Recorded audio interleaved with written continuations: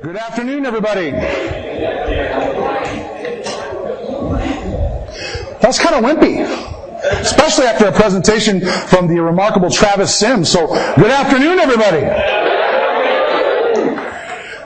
Welcome to 600 Seconds to BNI ROI. My name is Jeff Stay. It's a pleasure to be here with all of you. It's an honor to speak at any convention, especially the international convention. So I want to thank you for those of you that are here. For those of you that are not here, we'll simply say you missed the most important thing. But the good news is each one of them should take my immediate advice and do a dance card one-to-one with each of you to find out what they missed. So with that, I'd like to go ahead and get started. First thing I'd like you to do, before we actually move forward, is to silence your phones, but not until you've checked in on your social media to say that you're at 600 seconds to BNI ROI with Jeff Stay. We'll cover a little bit about why that's so important later. Doesn't matter which medium you want to use. In fact, I recommend that you use a variety of mediums, especially when you're going to be the featured speaker. Do you let people know that you're going to be speaking? Do you understand the art and the mechanism of activating your word-of-mouth network so that you can actually put this powerful tool to use for you? People ask me all day, 600 seconds, Jeff, why did you choose that? Well, it's a 10-minute presentation broken up into 60-second segments. If you can take this challenge, you can absolutely smash it out of the park with any presentation you decide to give. Take your business and break it down into 5 words. We're going to start there and we'll end there so you can understand that most people, when I say to them, can you convey the sum total of your business in 5 or less words, they look at me like I'm nuts. And I say, because I'm an attorney, we're a law firm, we do very complex things. Okay, how complex are they? Is it more complex than what Federal Express does? You may recall Federal Express's previous tagline was what? Delivering the world on time. You may have noticed it's now one word. Delivered. Why is that? Well, partially because, number one, they couldn't make the commitment to being on time all the time, especially when you think about things that happen in the world. So it was a little bit of a false promise. But the more important thing was, if you can say what you do and how you do it better than anyone else, and why we should do it with you, as opposed to anyone else, in just one word, imagine how successful and effective you could be in any networking environment. You wouldn't have to feel like you're droning on and on trying to make the point. You ever gotten caught in that conversation where somebody asks you something really intricate about what you do, and you can feel yourself just strolling on in to Charlie Brown's mom mode. And you just keep talking, and they keep listening like, man, when is this going to end? So we'll get into some of these things. I'm going to give you a very rapid flow of things to kind of set this up. And then we're going to get into some really uncommon things that most people maybe have never thought of, or you maybe once did, and you practiced it worked so well that I never did it again. We'll get to some questions that you might have, and hopefully by the end of this 45-minute presentation, you all will have really figured out the starting point of your journey to maybe one word for your business, and if nothing else, 600 seconds of BNI ROI. Let's change the slide, unless I'm doing that myself. Maybe I am. Check that out. Oh! So our agenda. Each of you, my hope is that each of you has at least one takeaway that you'll still be talking about weeks after this conference and convention comes to an end. One thing that you'll take back to your region, to your chapters, to your business, to your other involvements, that you said this was worth the time that I gave him to educate me on how to do this better. The 5 W's. I think we sometimes get so interested in complicated formulas that we take away the simplicity of what communication really could be. So I'm going to set you up with the 5 W's. We'll talk about some key success factors that over my career have really worked well for me in a number of different environments, all the way from a one-to-one with somebody from another country to a corporate boardroom full of CEOs of the Fortune 50. We'll get into some tools, some tips, and tactics. That section I think is going to be the fun part. Because we're going to dissect some of the things that you would say, again, you used to do. Oh yeah, remember they said we should do that, and you just don't do. And then I'd love to get into some questions with you, and we'll do some session evaluating. The 5 W's. Who's your audience? Sounds so simple. Now take a look at who's in this room. And ask yourself, is this a simple audience? No. We have a tremendous diversity in this audience. And the things that are interesting to the left side of the room might not be interesting to the right. From a gender perspective, the men in the room might be interested in different things than the ladies in the room are interested in, and so on goes the story. Know your audience. Who is your audience when you're going to speak? Really know them. What are your goals? What is your objective with the presentation? It sounds simple. When you're standing in front of a chapter and you're doing a featured presentation, is your goal to get referrals? Is your goal to get introductions? Is your goal to educate your chapter members and the visitors on you and your business? Is your goal to differentiate how you do what you do differently than other people do it? Or do you want to motivate me to do something? To act on your behalf? Yes is the answer. It just depends upon what you would answer to that question. Where am I presenting? Where are you? Are you in a chapter? Are you in a business? Are you doing it at a nonprofit organization? Maybe an involvement of yours in the community? Has a friend of yours asked you to come to their office and brief their team on something that you're an expert at? Know where you're going to be presenting. When? Believe it or not, when you're presenting has a major impact on how people process information. I never hope that any of you or me end up as the immediately following a really big lunch speaker. There's only one place that's worse to be in the immediately following lunch environment, and that is the last person before happy hour begins. When you're either right after lunch or you're the person in front of their happy hour, imagine what they're thinking. Right? Imagine that you're speaking on Saturday in the last block of International Convention. Now, no disrespect to being placed there, but you might be able to control when you speak. And if you can, which we can't, but if you can, make sure you have control of that and think of those things. When is your audience, based on who they are, going to be most attentive to what you're saying? Last, why will they care to listen? How many of you, by a show of hands, have sat through a presentation where you literally said to yourself, that time I will never get back? Right, no matter where you are, right? They most commonly happen in places where you would like them to happen the least. So you've traveled far. You've invested a tremendous amount of your time and money and financial resources. You're super excited because so many people have said to you, this person's awesome. They're going to so inspire you. And you sit there thinking, were they watching the same thing I'm watching? Right? And it can really affect you. So the why is so important, and not from your point of view. You have to look at the why from the point of view of your audience. And really know how to reach out to the 4 quadrants of that audience. And we'll talk about that in a little bit. The 3 P's. Planning, preparing, and practicing. I know it sounds so simple, but it really isn't as simple as it sounds. When you're going to plan for a presentation, you need to give yourself time in advance. I'm sure all of you have had to wing it. Maybe involuntarily, sometimes purposefully.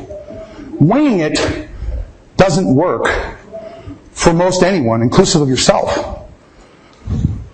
Think about the audience, think about your objective, think about what they want in the way in which you plan. There's several mechanisms that we'll talk about later on how to plan. Preparing, different from planning. Planning, in my view, is very much a collaborative brainstorming experiment. Throw some post-it notes up on a whiteboard, start kind of thinking about some things, and really make it a laboratory experiment. Don't plan to be exact. Plan for some creativity. When you're preparing, that's where you start to pull Post-it notes and put them in different places, start to categorize, start to organize. What am I going to say? When am I going to say it? For how long am I going to say it? The practice piece, probably the most difficult piece. Because it's never going to be the same as to when you step up in front of that room, no matter how big or small the room. Unless you have people that are willing to host you and let you practice with them. Which I know sounds kind of corny, but believe me when I tell you, it works. Before I went and pitched a Fortune 100 company on my services, I asked a friend of mine, who was a senior executive in a Fortune 100 company, if I could come and present to a like-minded group of people. And all I wanted them to do was tell me, was this presentation what they were looking for? Was this presentation on point? Was this presentation enough but not too much? Think about that. Before you get to the big game and make the mistake of not properly planning, preparing, and practicing. There are some places that you can research and gather data within our environment that I'm not sure that our members, our directors, or even our leadership are really thinking about. The Palms Report in BNI Connect is a tremendous source of information, especially if you're a member that's going to present to your chapter. Wouldn't it be wise to know who the top referral givers are in your group? Wouldn't it be smart to know which sphere members of mine are present in my chapter and which aren't? Wouldn't it be helpful to know which people invite the most visitors or do the most one-to-ones? Because they're going to show you by their participation how active they are, and that can help you set your expectations for how they're going to respond to you if you're in the member presentation environment. If you're in the director presentation environment, you kind of flip that over a little bit. You start to look at things like, where is the chapter on traffic lights? How's the chapter on the whole performing in relation to other chapters? What issues might they be having based on data and trends that I can help them with? Do I need to bring a subject matter expert with me because I don't know a lot about what they're struggling with? BNI podcast. I'd like you to get your pencil and pencil out. I hope you have some paper with you. The podcast system in BNI is probably one of the richest, wealthiest resources of information. By show of hands, how many of you actively, by the way, there's no camera in here looking at you, how many of you actively and regularly use the BNI podcast? And keep your hand up if you actually refer it and click the link of it to others. Right, so write these numbers down. 367. Number 367. Number 410. Number 471, number 486, and number 532. Each of these podcasts specifically references how to do a successful featured presentation in them. They're not necessarily the entire topic, but they reference key elements of things that I'll share with you today. Most recently, the podcast that Ivan did right here from convention, number 532, why you might not be getting referrals. And a little tip for you. Anybody in the room know the name Tiffany Kellogg? Okay, Tiffany, turns out, she's an Ascented trainer. She is the most featured guest on the BNI podcast by a lot. Here's a thought for you. Maybe you should set up a phone one-to-one with her. If you live in her region, maybe you'd like to set up a real one-to-one with her. If Ivan is asking her to be on the podcast with that level of frequency, that's a person that I want to know, and a person that I want to know me. Member Success Program Handbook. How many of you, by a show of hands, were involved in BNI before there was a Member Success Program? Take a look around the room, folks. Do any of you remember this classy piece of material? For those of you, and by the way, if you were part of the design team on this and you're in the room, I apologize for what I'm about to say. But I remember receiving this and thinking, this is awesome. Right? Because it put all those things, those worksheets and stuff that we talked about in one place. Have you seen the recent revisions of the Member Success? Yeah. Don't you love that they revise it about every 60, 90 days? It makes it really fun for our Member Success Program trainers because they're speaking in front of the room and the members are looking and going, where are you?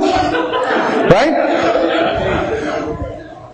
But this handbook, this simple, ugly little handbook, has compelling information in it if you just know where to look to help you with your 600 seconds. And what I'm shocked by is a couple of things. For example, when you sign into BNI, you agree to the contract for profitability, right? Right? Okay. You commit to your own profitability for others, right? Have you ever seen somebody use their 10-minute feature presentation for the benefit of someone else? It's an interesting thought. I'm not recommending it. I'm just saying, give it some thought. It has an interesting twist to it. I turn to the page where it says top 10 things members do. Isn't that interesting? Number 4 is ask for what you want. How many of you see people give a presentation, they don't ask you for what they want? Even the person that's the expert at the front of the room doesn't tell you what they want from you as their audience. So we'll talk about a few of these things. Your new Member Success Program handbook has a tremendous amount of information in it. Even this old one still has it. The book Giver's Gain. You ever thought to look in Giver's Gain for tips on tactical ideas for the 10-minute presentation? What I find really interesting, and I've done this 19 years, is how little that I still know. I still don't know what I don't know. So I'm paging through here and going to the page that tells me, and here's my good friend Kathy Morgan. And she's talking about the origin of the dance card. And I'm thinking to myself, wow, either I didn't pay attention or I don't remember this. But talking about the dance card and the one-to-one meeting relative to the importance of those things to your 10-minute featured presentation. And how those things can impact. So now schedule your dance card one-to-ones with your contact sphere 4 weeks in advance of your featured presentation to prep them and prepare them for what you're going to say on the day of. I was like, that's a great idea. Next piece was the thing that we all heard Ivan say. What you do thunders so loudly above your head that I cannot hear the words that you speak. It got me thinking that your palms and your your participation in your group, how you play the game in your group, is going to have a direct impact on how they listen to you during the featured presentation, whether you're a member or you're a director. Last piece is the Meisner books and articles. I have a couple more recommendations for you there. Business by Referral. The original edition with the no cold calls, the red no smoking circle on the front. How many of you have a copy of that book? You're the lucky ones. The book's out of print. Good news for you. You can still buy it on Amazon. Gently used, but you can still get them. I ask you to pay particular attention. If you have the book, take a look at the appendix section and see some of the tools that might be helpful to you in actually creating a better, more powerful 600 seconds. Networking Like a Pro has a couple of chapters that you might like to know about.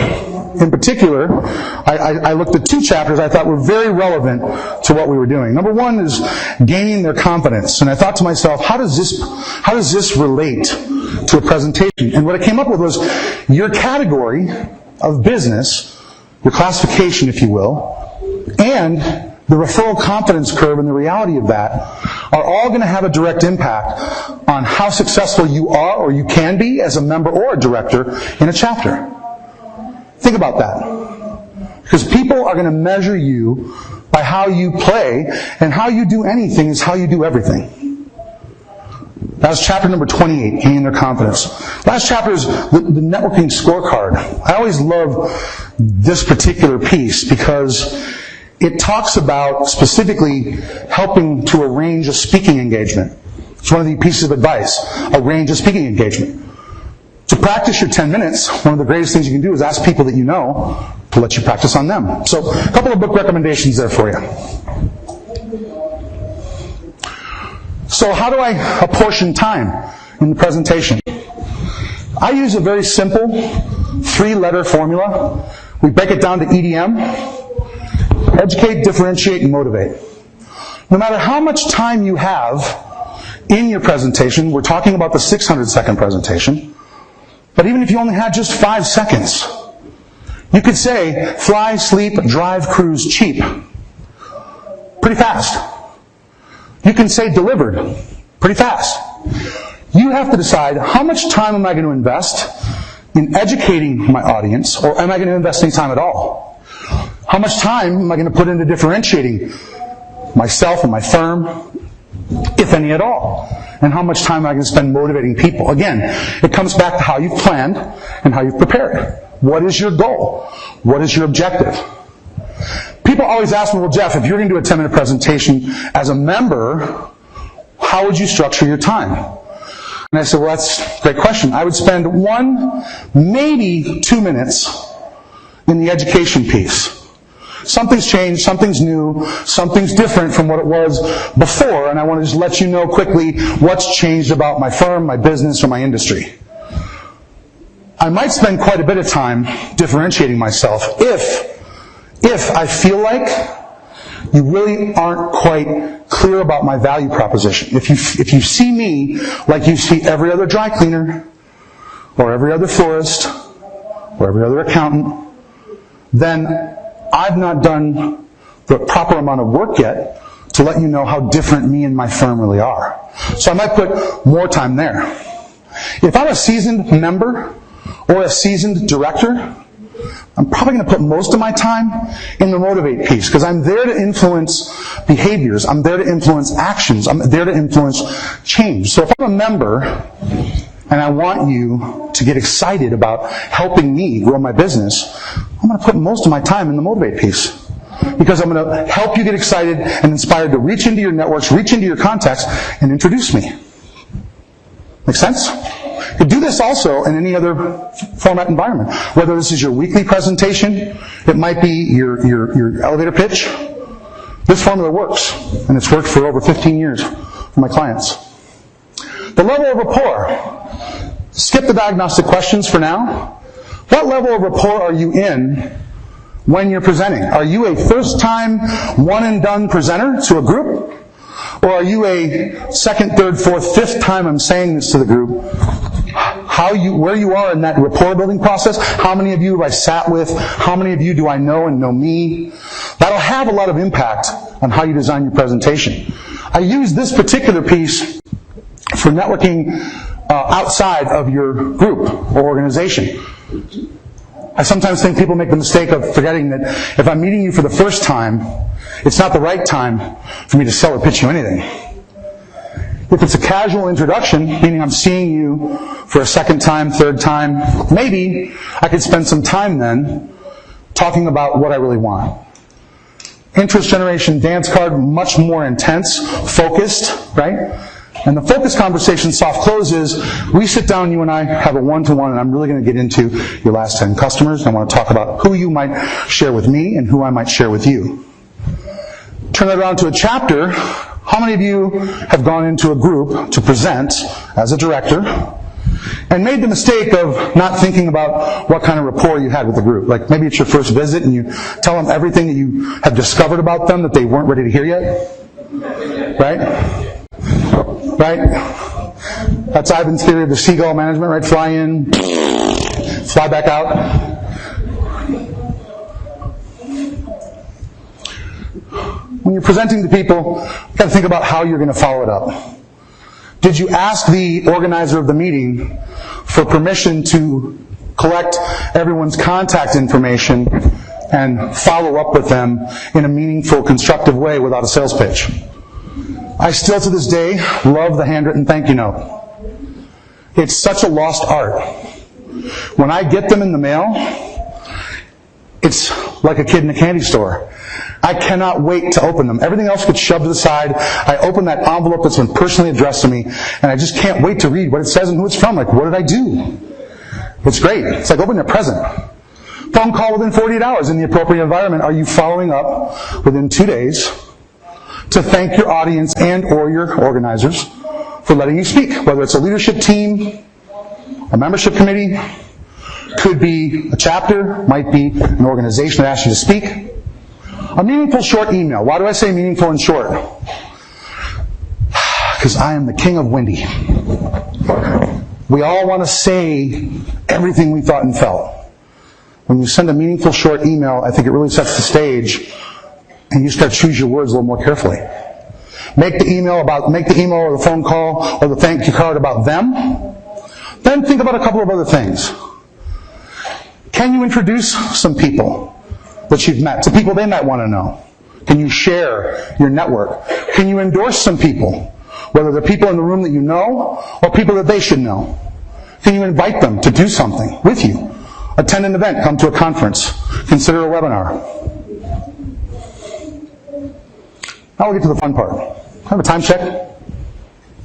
Time check? Okay. So you heard me talk about some tips and some tactics. Check in to check out, phones. I can't impress upon you enough when you're the presenter or you're coaching presenters. Our personal phones have really become so important to us that we can't go anywhere without them. And I understand that. And I think most people today would tell you that they understand that. What's interesting about that is that there's such a distraction. Right? You're not interested in what the speaker is saying. And it's interesting when you watch a large environment, I especially like to pick on the Chamber of Commerce environment. If that speaker up there is going on to a topic that's not of interest to people, it's amazing how many blue screens start lighting up in the room. That's a sign that you haven't really prepared to give your audience what they wanted from you. But phones are also a powerful medium that you can turn to your advantage if you choose to. I don't know how many of you are using social media actively to promote not only your business but your involvements. But I can tell you that when you utilize social media, especially as part of what you're doing as a presenter, you might be surprised how much visibility that really gives you in a very relevant way. I watched Travis use social media brilliantly on the way to his presentation. All week, he's been preparing all of you to come into this room.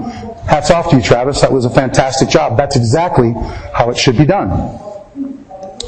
Post-it notes. You notice I was using them up here. I love Post-it notes for presentations, especially for those of you that might have a lot of material and get lost in the material. It's such a wonderful piece of technology that's so low-tech. You can stick it right to whatever your notes are and just, in bold letters, just put those bullet points that you wanted to make sure you covered in each section. So if you get lost, you're never really lost because your guide is right there. Especially with things like your weekly presentation. If you can fit your weekly presentation on a Post-it note, you're probably communicating very efficiently and very effectively.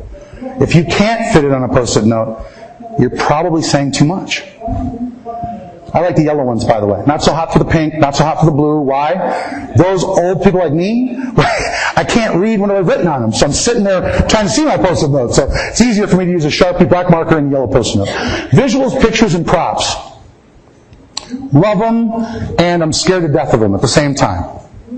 I don't normally like to use PowerPoint for presentations because I believe that in the way in which we read and prepare, we don't always, not all of us learn by looking.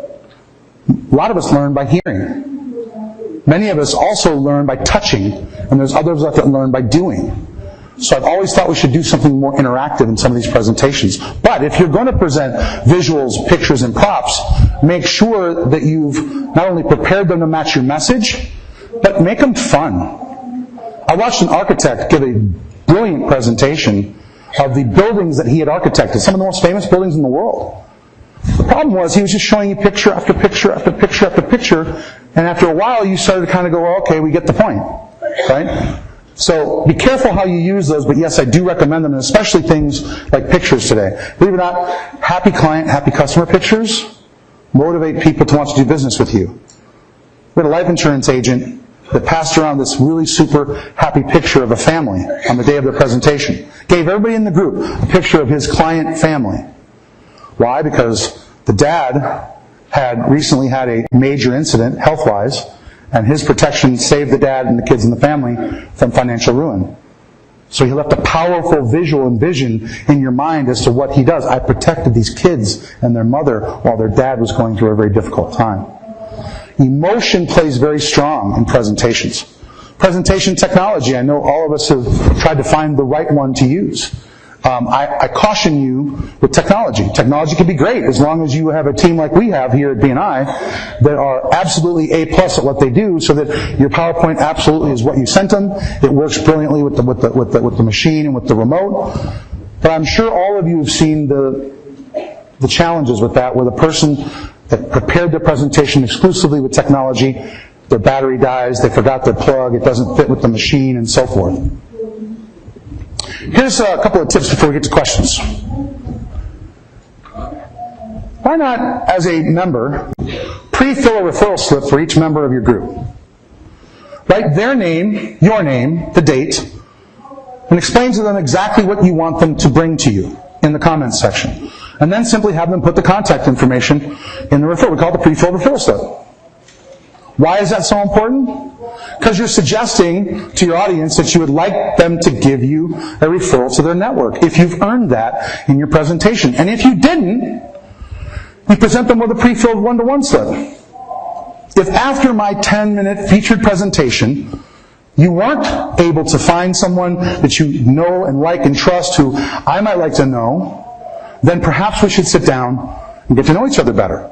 Maybe we don't have the trust that we need yet. Or maybe you didn't understand what I was asking for. Okay? Try that. You'd be surprised at the result. Client and customer invitations to featured presentations. Powerful stuff. Anybody ever invite clients and customers to your featured presentation? Yeah. It is so overwhelmingly effective. One, they get to meet all of your referral partners. Two, they get to tell the referral partners how great you are and how wonderful it is to work with you. More importantly, they get to meet all of the members, so then they too have more resources, and you've just vicariously passed more business, or the potential for same. Sense? Contact sphere invitations. We misunderstand the contact sphere in BNI, and I'll try to set the record straight from my point of view. The contact sphere should be filled with people that are in the position to drive the decision to do business with you. That's your contact sphere. It's people that are in the position to drive the decision to do business with you. Easiest one is the IT guy with the electrician. If the IT guy is going to open your new office and place all of your computer stations where they need to be, the electrician is going to have to wire and properly power that, especially if it's a remodel. Right? They're both in position to drive the decision to choose the other. Make sense? Yeah? So, there's a document in your book that we haven't talked about yet. Have any been wondering what goes in there? I gave you some of the things, right? Not all of the things, right? Well, if you'd like the rest of the things, all I need is your business card, and I can then give you the rest of those things, and I'll give you a bonus article that goes with it.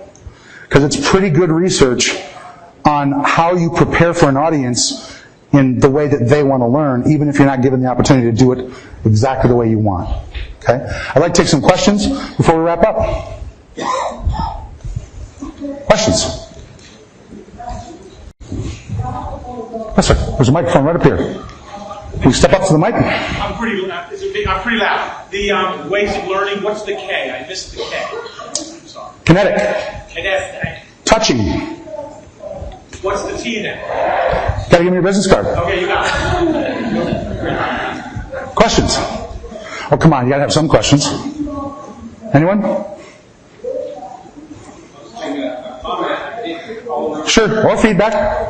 My comment is this.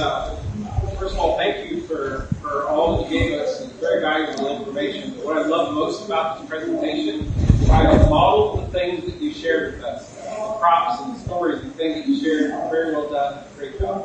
Thank you, Travis. Well, for those of you that want the rest of the story, I'll take your business card, and I'll leave you with this. Ivan has filled our lives with things that he's said, I think, that are compelling. The one thing that I've found as a presenter is, and it's been very true ever since I first heard it out of his mouth, maybe going back as far as 2006 now, is they'll never care how much you know until they know how much you care. And there's no one right way or no one best way to do 600 seconds to BNI ROI. There's just should be an ongoing, continual process for improvement. If those of you that know me in the room know that I care very much that you got value out of this time. If I missed it for you today, please let me know that on the information sheet so that I can get better. But if you'd like to talk more about the people that I've coached and the people that have worked with me on their presentations, I would love to talk to you about that. This is something for me that I absolutely love to do. I wouldn't want to do anything else with my life. And I'm just honored, really, I'm honored that all of you gave me this time. Thank you.